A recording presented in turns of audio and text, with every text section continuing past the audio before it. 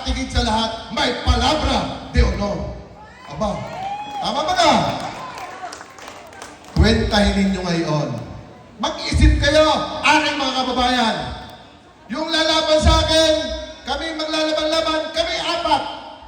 Tama ba ka? Sino ba ka ang apat na yun? Yung apat na yun, isa ako. Yung isa, sabihin ko na, Bilyena.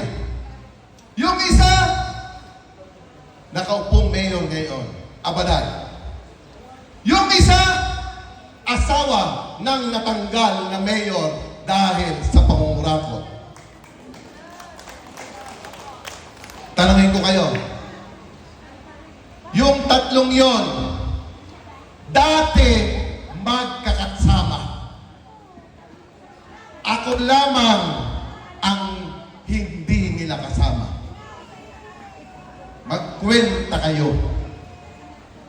Yung tatlo, maghahati-hati sa kanilang mga baluarte. Yung baluarte ko, solo ko. Kayo marunong kumwenta.